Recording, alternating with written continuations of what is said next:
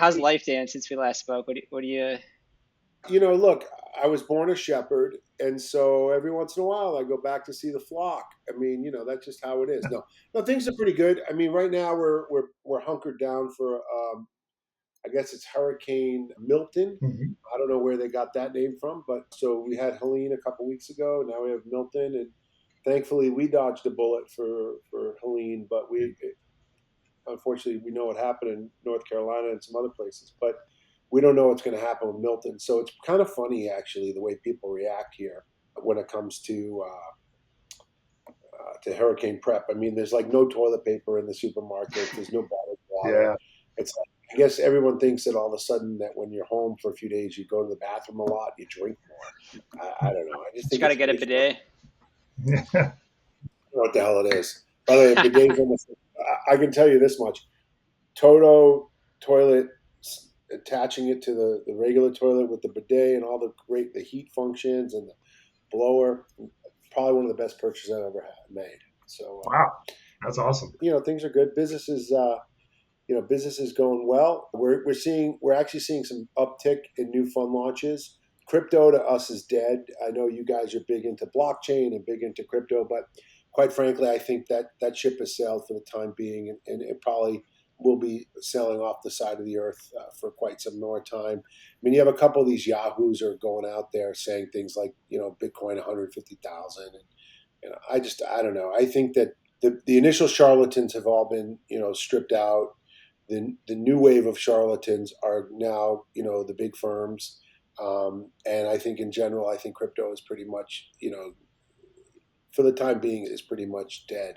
That being said, I'm a big believer in crypto, as you know, a big believer in blockchain, a big believer in the use of digital currencies and all that stuff. I just think right now it's a tough time. So where we're seeing is a massive growth, I should say massive uptick in traditional strategies, long short equity, fixed income arb, macro.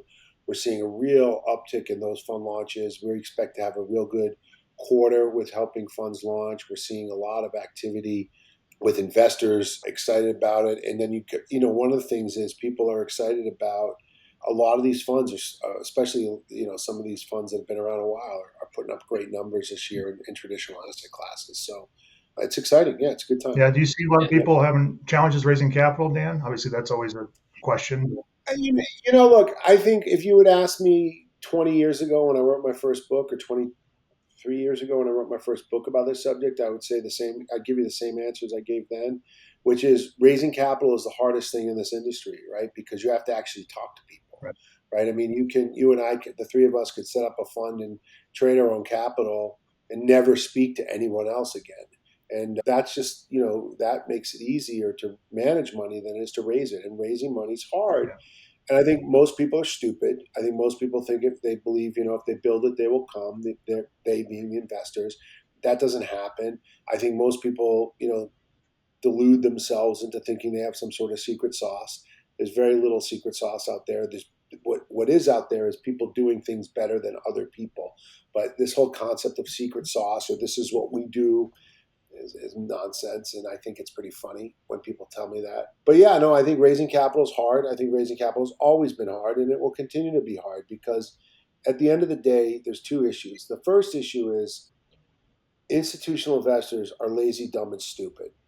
And they only want to buy the products that won't get them fired. So, you know, Mike, I know you're not old enough, but Sky, I think you might be old enough that people used to say things like, "You don't get fired for buying IBM," and this is the same thing. BlackRock gets bigger, Blackstone gets bigger, Bridgewater gets bigger because people who are making those decisions and pulling triggers say, "Well, if they screw up, who cares? I bought the biggest name."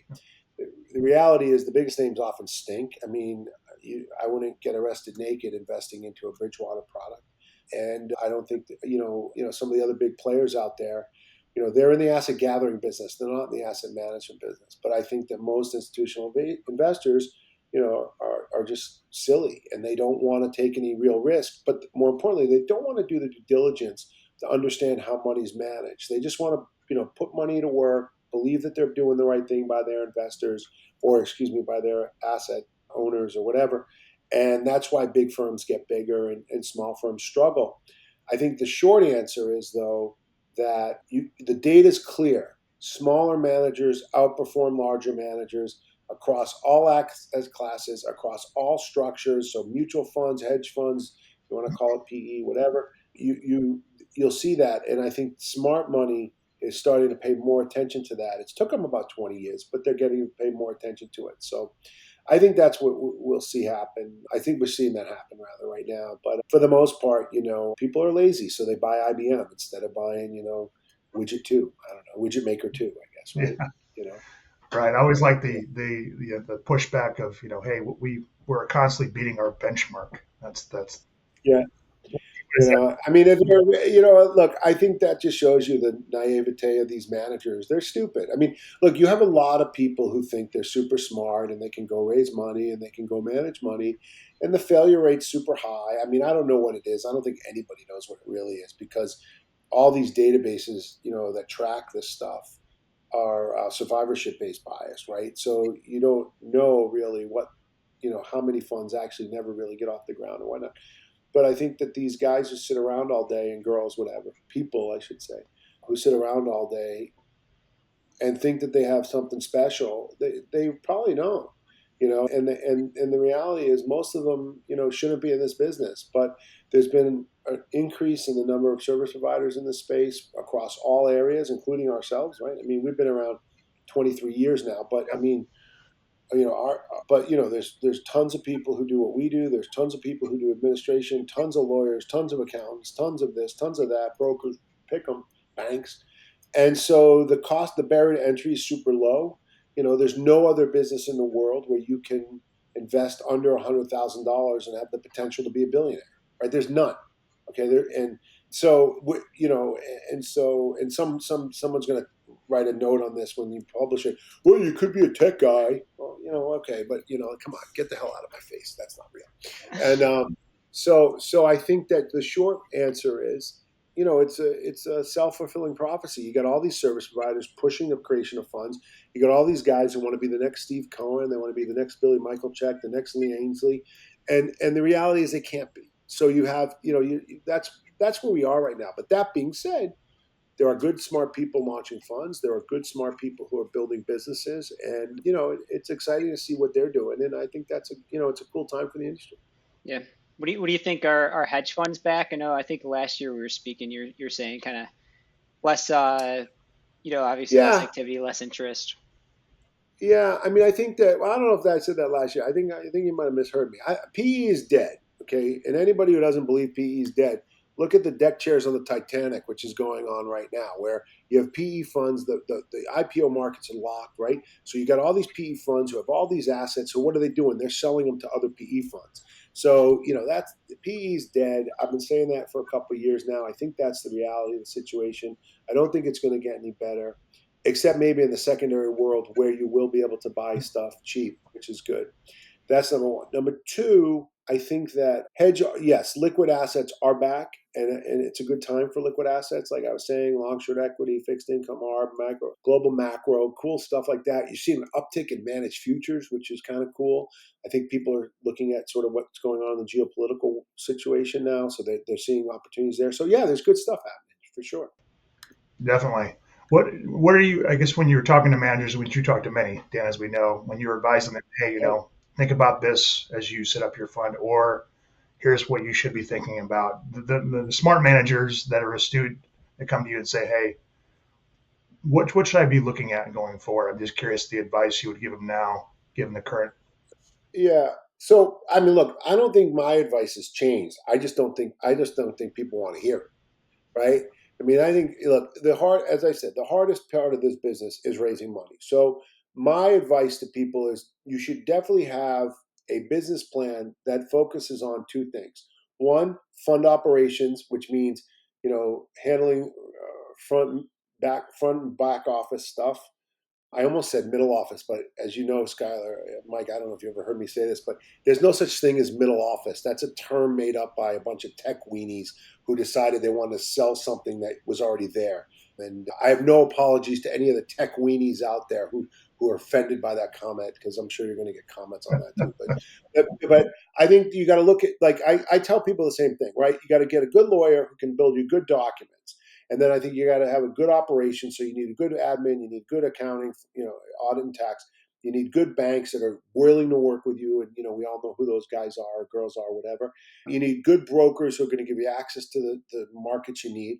And that's one area of the business. And the other area of the business has got to be marketing. You got to have a real marketing plan. And what I mean by that is be ready to do the traditional blocking and tackling that it takes to raise money. Most people don't want to do that. And they put together. I was looking at. It's funny you bring this up. It's funny that you bring it up because it's very apropos to something. One of my managers over in Europe, who we are a big fan of, great strategy. They can't figure out how to raise money, and one of the reasons they can't figure out how to raise money is they have a 35-page pitch deck. And I said to them, I go, I was having a conversation with him this morning. I'm like, I'm trying to let's just call him Mike. No offense, but I'm like, Mike, this is the dumbest thing I've ever seen in my life.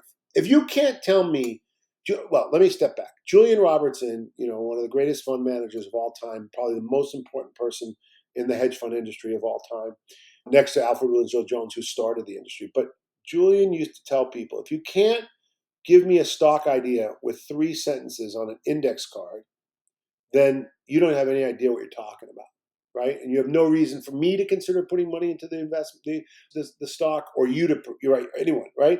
3 sentences. And somebody who has a 35-page pitch deck tells me that they have no idea how to raise money. And so I personally believe any pitch deck should be 10 pages, and that includes a cover and a contact page. Okay, that's it. If you can't get everything down in 8, you're done. Okay, that's number 1.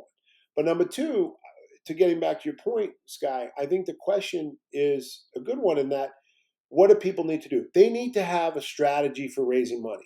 Now, the easiest way to raise money is to ask people for it, and then take those people and ask those people to introduce you to people, and ask those people to introduce you to people, and ask those people to introduce you to people. Because warm intros are better than cold. We all know that, right? We're all sort of in sales in some respect. And so we know that, right? So the question that I ask them all the time is, well, if you got 5 people, let's say you got a group of 5 people who are going to drop tickets of a couple $100,000. So you're gonna launch with a couple $1 million, and you're going to put a couple $1 million of your own money in. So you're at $5 million to launch, right?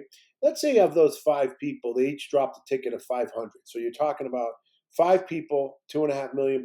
You throw 2.5 of your own in. You're launching with 5.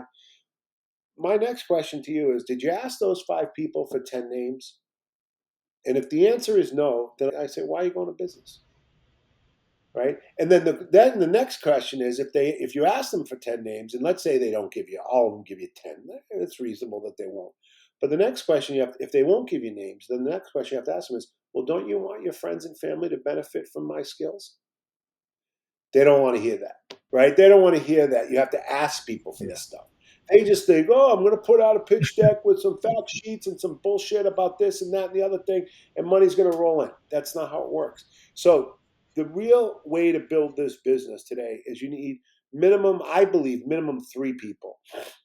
I think you need someone who's head of the firm trading, and that person handles trading and operations in that aspect of the business. You need someone who's handling marketing and investor communications, and then you need someone in between. I don't know if you call it an assistant or an executive assistant, or I don't know what the right title is. I think titles are silly anyway. But you need someone who sort of bridges, and someone who can sort of pick up slack when you're dealing with investors or potential investors, and pick up slack when you're dealing with some of the service providers, especially year end when you're getting financial statements together or pulling stuff together from whatever. I think you need those 3 people. So maybe it's 2 full-time and 1 half-time for the short, until the fund gets to critical mass. But I think that's really what you need to be thinking about. But people don't want to do that. They just think, oh, I'm going to launch my fund in my garage. I'm going to raise $1 billion, and CalPERS and CalSTRS are going to write checks, and Adi is going to drop $1 billion into my lap. That doesn't happen. I mean, come on, let's be realistic. Yeah, that was what we used to call back in the day the fund of dreams. Build it and they will come, and it doesn't happen. Right. So what I hear from you, which is what you've always said, I believe when you and I have been talking about this, is fundamentals always have mattered. They continue to matter, and people can be great at trading or great at an asset class, but they maybe are not focused on the business owner aspect of it. You're building a new business. You have to treat it as such. with marketing Absolutely. and focus and outreach. Yeah. Otherwise, Simplify the deck. Simplified, for sure. But the other thing is too, right? You got to wake up in the morning and know what you're good at and know what you're not good at, and not be afraid to ask people to help you with the stuff you're not good at. Excuse me. There's a list as long as both of my arms, end to end, that I'll tell you what I'm not good at, right? But we've built an organization here that brings in people to solve those problems.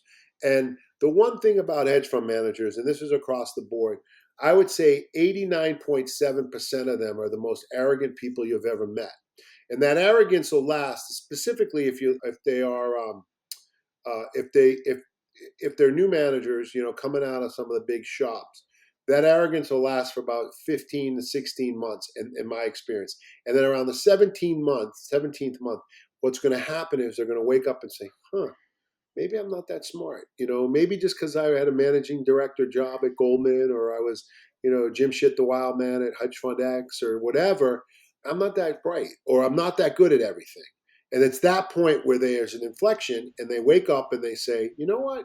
I need to bring on some additional resources, or I need to do this. I need to tweak the business that way, or tweak the business this way.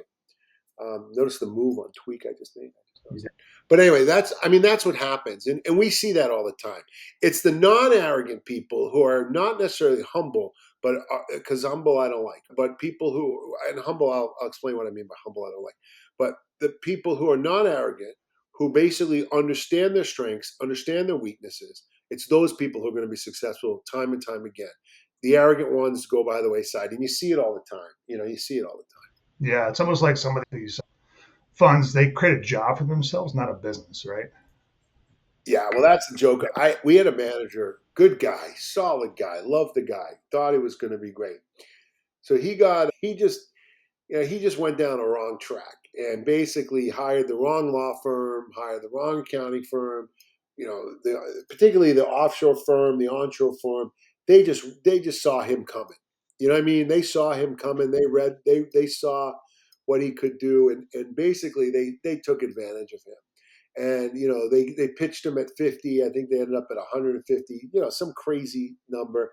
And when he came to us to engage us as directors, we said, look, full stop, let us get involved, we're going to help you out, there's no additional fee, our fees are flat annually, so there's no, talk to us 100 hours a month, or, well, not 100 hours a month, but 100 hours a year or 2 hours a month, we don't care, we're going to happy to help you. And the problem with this guy was he, believed in the fund of dreams. He thought, oh, I'm so smart and all this, but a great guy. And then, year and a half in, the job that he built for himself couldn't pay his salary. And, that's another issue. People make a huge mistake, where they wake up, they're working at Goldman, they're working at Morgan, they're working at UBS or wherever they're working, and they're making a few $100 grand or a couple mil a year. And they don't save money, and they don't have a bank account with 2, 3, 4 years of living expenses in it, right? And I'm not talking about risk capital, right? I'm not talking about living expenses that is literally buying Microsoft or Amazon or Tesla stock. That's risk. That's capital at risk. I'm talking about some stupid little savings account that's earning 1%. Okay, right, right. That's 100% liquid. That you can pay your light bill, you can pay your car bill, you can pay your house bill. Excuse me, your mortgage is what they call it. Mortgage. You can pay your kids' tuitions. You can buy food. You don't have to worry about dry cleaning. All that. I tell everybody, if you don't have 2 years of that money socked away, then you're in big trouble. Because what will end up happening, I've seen this time and time again, and it kills me when I see it, and I'm really sorry when it happens, is you see people who end up in bad situations with their spouses. Because if you were working at one of these big shops, bringing down a stick a year, or half a stick a year, and now all of a sudden you got squadooch coming in, and you got to worry about paying your credit card bill, paying your light bill. That there's enormous stress, too much, right, for anybody. Because at the same time you're getting all that stress at home, you got the stress of building a business that's going to fail if they have that. So you got to really focus on that. And I'll tell you, we know this because we all know a lot of the same people, but we also know people in the world outside of this world. You know what I mean? Not outside the world, but I'm saying like in our world that we don't know each other. But these people, they think they're going to make this money forever, and a lot of these guys live on credit. I had a good buddy of mine who had a big job over at Goldman. He had a great job, this mutual fund wholesale. Okay, that's like the best job in the world, right? You go around the country or your territory, you walk in a little branch, you got Goldman in your bag, so everyone's going to talk to you. You got unlimited budget for expenses, right? And you make a couple. If you're not making $1 million to $2 million a year, you're an idiot. Okay, so right, I mean you're making a good living, right? You got great everything. So he used to tell me that like everybody he knew in his little team, they all lived on credit. They're all making a couple million a year, but they're making 500 a year in salary and $1.5 million on bonus. So they stroke American Express time and time again, or Visa, whatever the hell it's called, right? And guess what happens? The bonus or commission, because that's what it really is, not bonus, but whatever, comes to hit the bank account March 1st, they're paying off their creditors, right? And that's the big mistake a lot of Wall Street guys make, girls too. I keep saying guys, but for those of you out there, I am meaning all humans. But for people out there, this is a mistake they make time and time again. They don't think about safety. They don't think about the safety net. And if you're going to start a new fund or going to start a business, guy, as you said, which I think was the right way to say it, you got to think that through. And if you don't think that through, you're doomed for failure.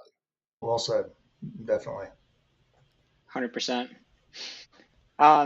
Cool, Dan. Let's turn the corner. This is fun. I love getting your insights and all this stuff. Oh, well, I appreciate you asking me back. It's wonderful to be here. And for those of you who saw me last time wearing this orange shirt, you'll know that whenever I do a webinar or podcast, I wear an orange shirt. So just for everyone's clarification, October 7th, 2024 at 2:28 p.m. in the East Coast. I don't know where. I think Mike's in some other time zone, and Sky, you might be. But where I am, it's that time. And look, you can tell by my headline. Look at this. I'm going bald for crying out loud. Anyway, go ahead, Mike. You had a couple questions about it, some other stuff. Yeah, so let's dive into BOI because Oh, that's something it's going to be really relevant really soon. it's Talk to us, Yeah. talk to us what's going on with BOI. So let me give myself a shameless plug before we do that, and I'm going to do it at the front end and the back end if it's okay with you guys. Please. So about 6 years ago, we launched a company called A&C Corporate Services, and A&C Corporate Services, the name's extremely clever. It does exactly that. It's corporate services work, and so we'll set up and maintain entities in all 50 states, get EINs, operate, do partnership representative work. We'll do some other things, all to maintain the entities in good standing and whatnot. And so one of the natural things we're doing is BOI reporting and for the Corporate Transparency Act. And I'll tell you, I know you guys met my wife, Felice. She runs that company, does a great job for us. And it's a real testament to her skills and knowledge that she's built this amazing tool for BOI reporting. So let's step back. I forget exactly when it was. I think it was 21. The government of the United States said, in the easiest way to say it possible, that they don't trust small business owners. They think every small business owner is a money launderer, a drug dealer, or a human trafficker. So they created this thing called the Corporate Transparency Act, which basically says any company that doesn't meet 23 exemptions needs to file what's called the Beneficial Ownership Information Report. Now, FinCEN is administrating this, and FinCEN has done a great job educating a lot of people about the requirement and what needs to get done. I will say that they're trying extremely hard to get the education out there. I just don't think people are listening to it. So I don't think some people could criticize the government, and Lord knows I've criticized the SEC more than probably anybody. But in this case, FinCEN's done a great job, and it's very impressive actually what they've done. But anyway, so the Beneficial Ownership Information Report is a document that you enter into, that you file with FinCEN. It's a one and done report unless something changes. So there are specific things that change. So like if you move, you have a new CEO, CFO, something like that, then you would have to make a change to an amendment to the filing. But if not, it's a one and done filing. So a lot of small entrepreneurs or small business owners who own a dry cleaner, own a pizza shop, or in our world own an IM, they're going to have to file, and most likely they'll be one and done. There are a lot of, I will tell you this, and while I want everybody to give us our business, and our website's accorpservices.com, that's accorpservices.com. But what I will say to you is there's a lot of charlatans out there. There are people we know who are charging annual subscriptions. That is crap, okay? Don't fall for that trick. If you don't give us the business, give it to someone else. There are plenty of good people doing this work. We're the best, of course, but there are plenty of good people doing the work. But what I will say to you is it's a one and done filing for most people, okay? And so you got to be careful of that. Don't get sucked into that trap. It's like these companies out there, and I'll do apologies to some of my friends in the fund administration business and other service business who charge onboarding fees for things. I mean, I got your onboarding fee right here. You know what I'm saying? Like, come on. Anyway, so onboarding fee means you're charging me early for the services I'm buying later. That's how I view it. But anyway, so we don't believe in charging annual. There's no reason in the history of the world, going forward, going now, whatever, to charge an annual fee. So please don't get suckered into that. But in our world, the biggest exemption people should be thinking about is that for the most part, IMs and any entity that's on top of the IM structure or to the left of the IM structure that's not a commingled investment pool, which would be the downstream entity, is going to have to file based on how we read the regulations. Now, that's how we read it, but we also think about it a different way. The penalty for not filing is $500 a day up to $10,000. And in our world, we charge $420. So, I mean, the question is, do you want to hedge a $10,000 fine with a $420 product? And I think all of us who are business people would wake up in the morning and say, let's hedge it with with that. But that being said, it's up to you, of course. There is this thing out there that says 2 years in jail if you don't file it or something like that.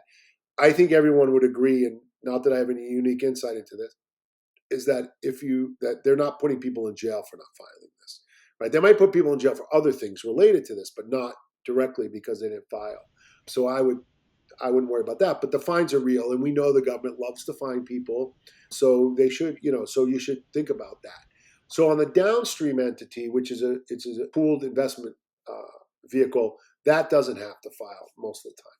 So you think about the IM has to file, and the entity that usually collects carry will have to file.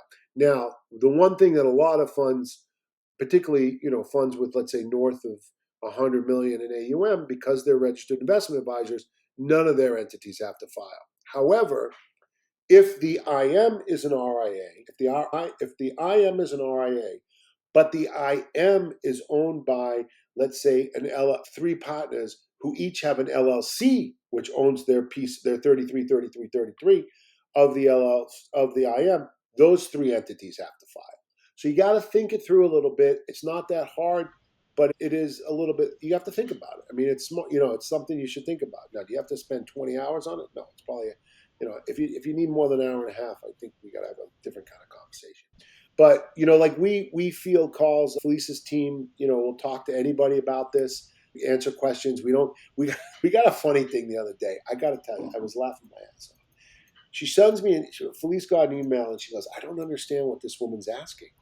And it said, "I'd like to have a call with you or a member of your team to answer questions about whether we have to file for BOI." And I assume the call is FOC, all caps. So I'm thinking, FOC? What the hell is FOC?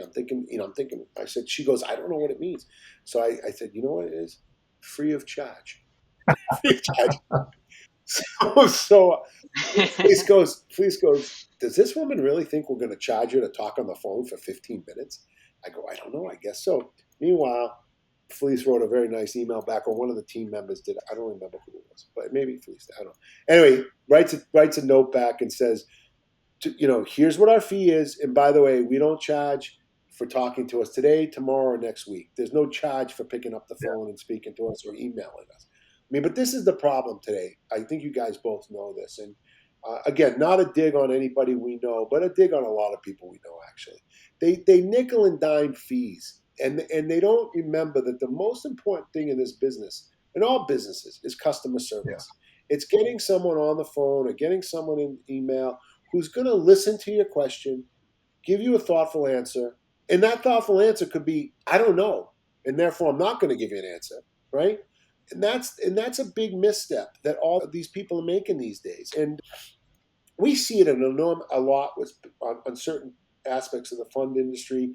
I see it a lot in other areas of the world that we operate in, and it's like, to me, it's like, I don't know. I joke with people, like, to me, customer service is breathing. If you're not doing high level customer service, you're not breathing. And I don't understand people who don't think that way. But look, I guess that's, whatever. I mean, I don't know. But anyway, so for the BOI reporting, hit us up at www.accorpservices.com, or you can email us at boi at accorpservices.com. It's spelled but it's something that you got to pay attention to. Mike, you're 100% right. I mean, it's October 7th. Deadline for filing for entities created before December 31st at midnight 2023 is December 31st at midnight 2024. New entities that are created throughout the year need to be filed almost immediately, and so that's something to think about.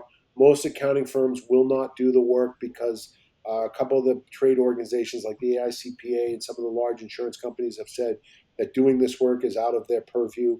So we're seeing a lot of what I would call referrals from from the accounting firms. And look, there are some people who could do it themselves. Other people, it's a cost Yeah. benefit analysis. Actually, that's a good question because I was just thinking, I did this for a couple entities. I thought it was pretty straightforward, but are there spots that people are messing this up or, Yeah, you know, yeah, absolutely. The number one area that people mess it up is they don't recognize that someone who can sign a bank account engage and can bind the company into an agreement or service like a law firm or something like accounting firm, something like that, a lease, that person's considered a beneficial owner. That's number one. The number two area people screw up on is they upload passports that have expired, or driver's license that are expired. And it's fascinating when that happens. The other thing that we see happening a lot is people think they're exempt because they believe that they're one of 23 exemptions. And quite frankly, the 23 exemptions are pretty basic. If you're exempt by reading them, but a lot of people, I guess, either just think they fill in that, or fall into those buckets. But yeah, but you're right. I mean, look, it's a cost benefit analysis. If you have 50 LLCs, you're better off doing it with a company that can do it than if mom and pop kettle want to do their own thing. They should, you know, absolutely. I don't disagree with you. yeah. You know? Uh, maybe a dumb question too, but obviously there's like private companies out there that have whatever, they're giving their employees shares and whatnot. So they, maybe by the end of the day, there's some of the investors, the founders, some employees. Are employees included in that? So anybody with 25% or more equity is included. So Okay, that that simplifies it. yeah, so that's how you define it. So an employee who owns 1 point on a company doesn't have to worry about it, but the guy or girl who owns 25 or more does. Yeah. And just to be clear, this is a requirement for everybody in all 50 states. Are there any nuance? No, no, no. In fact, it's going to get worse. Allegedly, the I'm trying to be nice about what I call him. I don't know if I can say communist on this podcast, but the extreme far left, socialist leaning, almost communist like governor of California has decided to put their own law in place. So that, and this, I think it's last I heard, and I haven't heard much about it in a few months, but I think that's still like toying around the legislature there.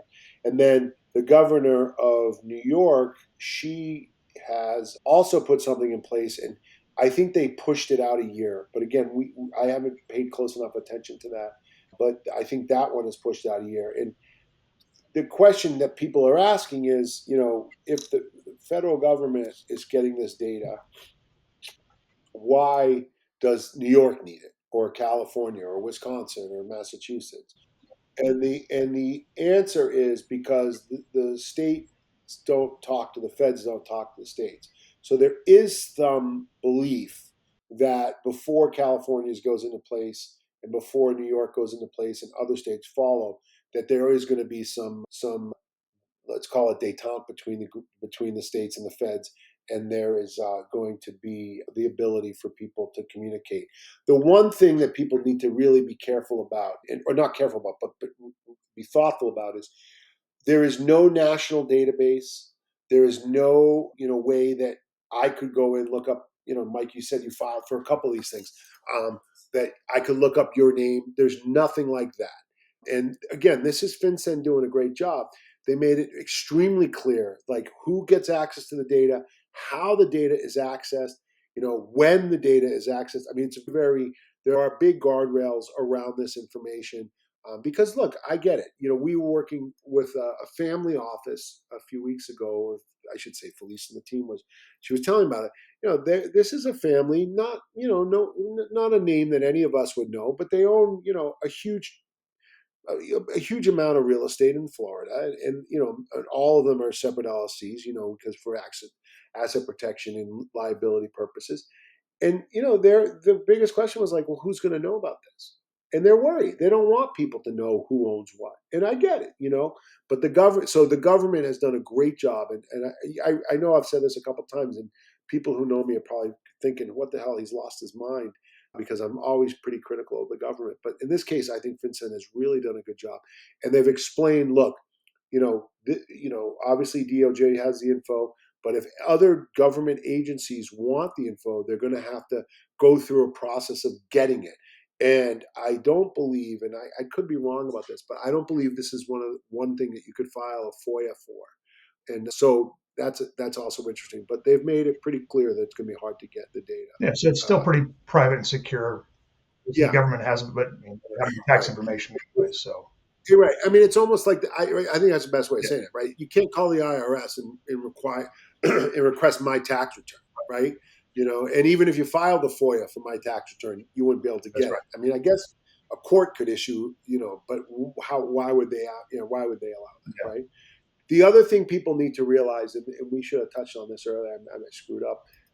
Of course, it wasn't my first time screwing up today, so it's good. I'm keeping things going. The There has been, in March, a judge issued under like the cover of darkness. They put the ruling out at like 6:30 on a Friday night that parts of this thing are unconstitutional and that they shouldn't be allowed, that the government should be allowed to do this.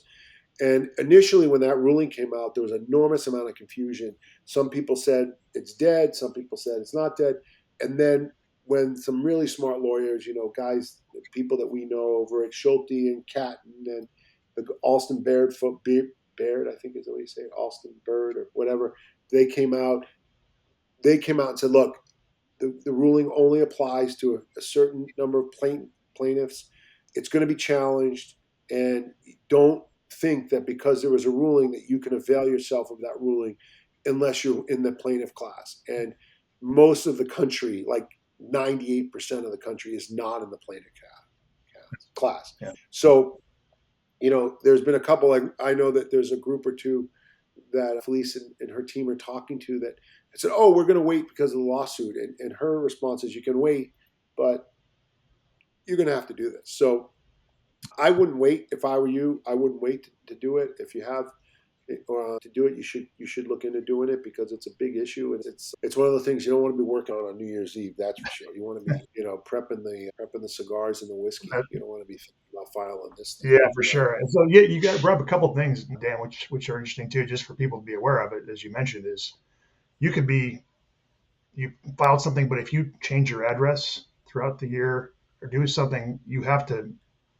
give it. You have to file an amended report. When that's Yes. within a certain time frame, like within 30 days, or Yeah. yeah. Yeah. You have to file So if that. somebody Yeah. creates just for people who are doing their normal process, maybe creating another office or changing their address. Yeah. Well, remember, hold on. Creating another Yeah. office doesn't. If the headquarters doesn't Right. change, like we have an office. We move people in London now, or a person, I should say. We're looking at it, but that doesn't change our BOI file, Right. right? Because we're a Florida-based company right here on Heron Bay Boulevard, and we're good. But if we move from Heron Bay Boulevard, we have to make a filing. Right. If I fire my CFO and bring on a new CFO, have to change the filing. If I fire my GC, bring on a new GC, have to change the filing. Yeah, it's actually, really good question. One more follow on with that. If so, like as a, if I use a registered agent, we're using their address for the filing. Yeah. That doesn't need to be updated if I move my home address, right? No, your home address, you got to update. Okay. Yep. Does need to be updated. Okay. Yeah. And we listen. The one thing I will tell you that we do two things. One thing is we have an email monitoring service that comes free of charge when you hire us to do the BOI filing. So we remind you to think about these issues on a monthly basis. But the other thing is, if you had questions, Mike. I mean, Mike, you can ask me now. But if you had questions, our phone lines are open, right? I mean, like we talk to people, as I've said a couple times. Like, and if we talk to you and it finds out we can't do business together, well, good for you. I'm happy that you don't have to pay us. I'd rather you did pay us, but we're not in the business of selling people something they don't need, Right. but we are in the business of educating people whenever they need it. So we're happy to help in that. But yeah, Mike, if you were to move, because let's just walk through the enterprise. You've got a registered agent in Delaware who's serving as your registered agent. You're in Wisconsin, I assume, right? Where are you right now? You're in, Right now, Wisconsin. Okay, Yeah. so let's assume you're living in Wisconsin and you're working out of your house. Now, I don't know if you have to file with the state of Wisconsin that you have a business in the state of Wisconsin, but if you do have to file with the state of Wisconsin, there's an address that you file. Now, if that address changes, you have to, and that let's assume it's your home office, a home address, sorry, and that address changes, you do have to make an updated filing for the FinCEN.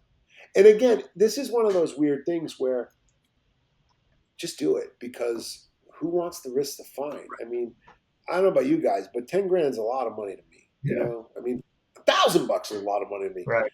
Yeah. Not worth it. You know what I mean? Yeah. I mean, and so I don't want to risk a fine.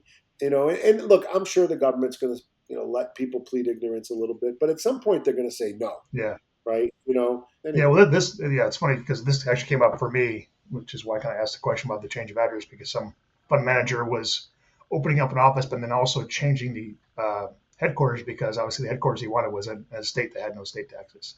So he moved from New York to so they're moving, Texas. so they're moving to the free state of Florida. Is that Texas in this case. Yeah.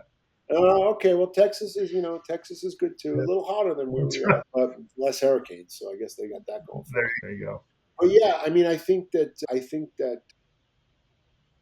it's important to pay attention to this stuff for sure. Yeah, well, to your point, you need somebody that's monitoring these changes in real time. And obviously, having a service like yours is valuable to be able to give you peace of mind. And like you said, it's risk mitigation. I don't want to pay 10 grand if I can just pay a small, meaningful one-time fee and let the service monitor it over time, right? Well, that's the thing, right? I mean, and you want to be done with it. Like you just want to wake up and be done. So many other more important things, Well, it becomes a cost-benefit analysis, right? Do I want to sit around and worry about making a filing, or do I want to go make a couple deals and make some money, right? I mean, so. But yeah, no, I'm with you. I'm with you on that. I think you're thinking the right way. But listen, people won't, people won't. They're just, we know how it is. Yeah. I mean, you know how it is, right? Absolutely. So, but that's what's happening. Yeah. Very exciting. Yeah, I know it's a cool time. I mean, for us, I'll tell you what I love about this. I love look. I've been in the fund business now. I mean, A&C's been around 23 years as of September, right? So we've been running this business for that long. We've branched into some other areas over the course of that history of our firm, and I love that. So we're doing. We're excited about that. But I will tell you this: I'm fascinated by the number of companies out there that are small business owners. And, Felice and I have a meeting usually once a week to go over the business and stuff. And, um, she's working with restaurant groups. She's working with dry cleaners, with, a guy who owns a string of shoe repair stores, right? Think about this, a guy who owns a Ford dealership. Now, it's not the dealership that's filing, obviously, it's the other entities that own it. But I mean, it's really neat. It's really neat, to be touching other industries. I know you guys do some of that stuff as well. Yeah. And I know you love it. It's just fun to see that, and like, because not that I don't love the hedge fund business. Of course I do. I mean, it's my life.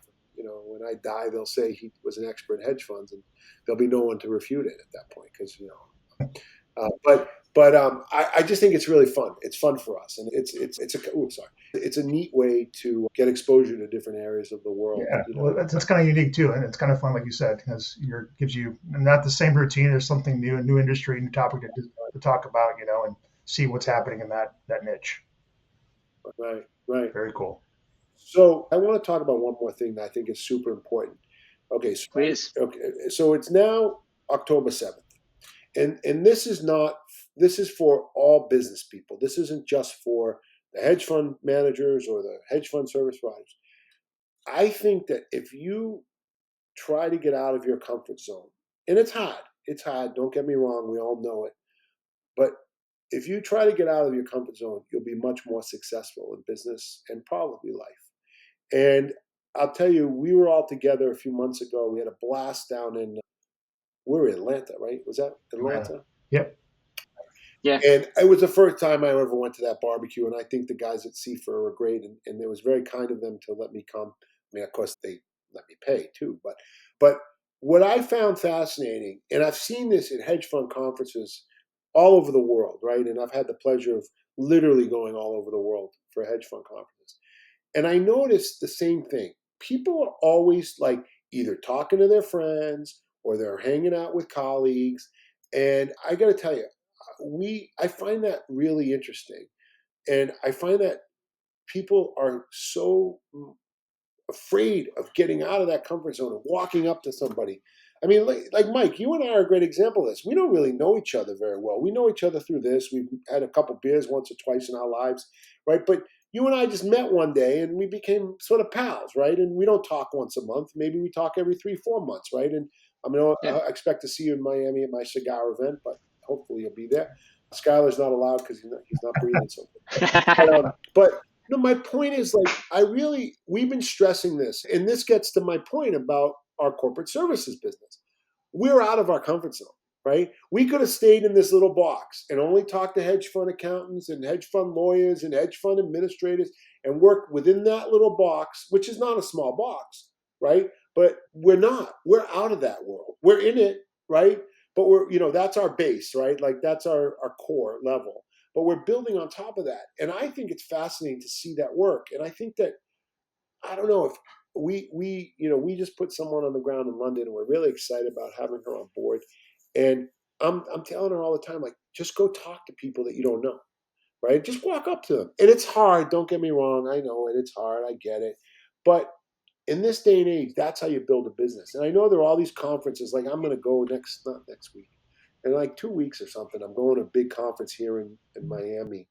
And I'm like, I don't know anybody. And I'm just like pumped for that. I'm like pumped. Versus going to Miami in January, it's like old home week, right? It's like, oh, how you doing? And we're all going to go out to dinner and it's the same 20 guys and 20 girls and 20 humans, whatever. And that'll be fun. Don't get me wrong. It'll be fun.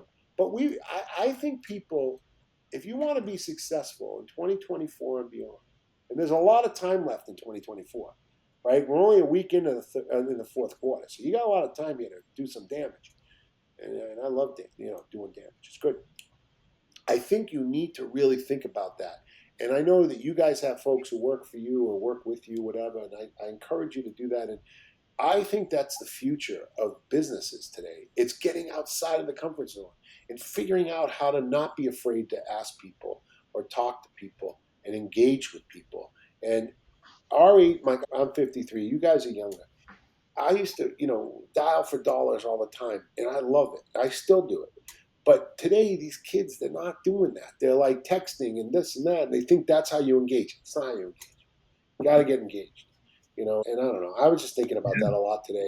I think about that all the time. Yeah, Actually. no, that's some great wisdom you dropped in there because I think about it too. I mean, when you think about everybody wants to stay within the comfort zone, but building a business is not comfortable. It's not comfortable. No. It's Yeah, people won't do it. They won't do it. So to your right. point, but that's where uncomfortability is when you have breakthroughs, though, right? Right. And listen, it's lonely, right? It's lonely if you don't have people around you and, you're sitting, like I happen to be in my home office today because it's a Monday. I'm usually home on Mondays. But, it's lonely if you're in the office by yourself, right? And I don't know. I think you got to get out of your comfort zone. And I hope people try to start doing it. And Yeah. I don't know. I was thinking of trying to figure out how to do a course on this, like, get out of your comfort zone. But I don't think anyone will listen to me. They'll be like, "Oh, Strachman, what the fuck do you have to say?" Oh, can you spell Yeah, this thing? we could do a whole podcast on it. No, I Yeah, love the concept. I love the yeah, idea, and it's definitely something. right. I'd say I think everyone struggles with it to a degree, especially when you're at these conferences. Well, so I know a guy. I'm not going to mention his name, but he's a great, great friend of our firm's, and we love him to death. And he had a whole team of folks at the barbecue. And I'm walking around that room, and I knew a bunch of people there. And there were a couple people who were very, very kind. One person in particular gave a great shout out to me because I happened to be smoking a cigar in the room, Mm-hmm. and she made a comment about it, and like the whole world looked at me, or the whole room looked at me, which was very kind. I did give her $25 afterwards for that, but I saw this guy, this lawyer, who, again, good friend of our firm's, love him to death. He had 4 or 5 of his people there, and they were all talking to each other. I said, "What the hell are you guys?" I walked up to them. I go, "What the hell are you guys doing? You can have a lunch next week. Yeah. You got to go in this room and shake hands and engage people and blah, blah, blah." They don't want to do that. Meet people you don't know. Come on. Right. You never know who you don't know, That's right? I mean, I know you, Skylar, forever, and I'm sort of sick of that. I'm ready to call it a day. But Mike, I'm just getting to know a little bit. But I think the other thing about comfort zone is look at the two of you knuckleheads. Yeah. You built this great little. I don't mean little in the way it sounds, but I mean you built this great podcast series and video podcast. I don't know what you call that. I mean, who would have thunk, two knuckleheads like you could pull this off? amazing, right? We all know you have the skills, no question about it. But, it's really impressive, and you were out of your comfort zone doing this, right? Yeah. Yeah, no, we appreciate that. It was, the idea too. We were talking about it before. It's like, hey, if we do this once a week, we're having 52 conversations with people we would not have otherwise been chatting with. Right. It's a lot of fun. Because you do it twice a There week, you go. so it's all right. But no, you're right. But I think it's great. I really do. I think it's amazing. And I think it's great. I think it really shows it shows just getting out of your comfort zone. And the other thing is too, there's one other point. You gotta be friggin' genuine. Right? I'm thinking of someone in particular, I'm not gonna mention his name, guy down here in Miami. Not genuine. He tries to do stuff like this, and it's not. You can't fool people, right? And I think you two guys are real genuine. I think that it's really impressive what you've done, and I appreciate you always thinking about me. I think like attracts like, right? People that are genuine attract other people who are the same, right? I think that's obviously we know you, and that's how you are as well, Dan, which is great. Very kind of Yeah, you to say. appreciate you, Dan. Yeah, well, I appreciate you guys. Thanks for thinking of me, and let me know when we can do it again. It's been a pleasure, Dan. Where could I know you said it earlier? Let's give you one more plug. Oh. Where could people go to connect with you and learn more about your company? So you can go to www.accorporate.com. Go ahead. We'll make sure to plug in the description for you. Yeah, hit us up there, and then also just if anyone is on this thing and can't figure out what I just said, just hit me up on LinkedIn and we'll figure out how to get on. We'll make sure to include all your contacts in the show notes, Dan. As always, it'd be great. All right, stay well. Awesome. Thanks so much, Dan.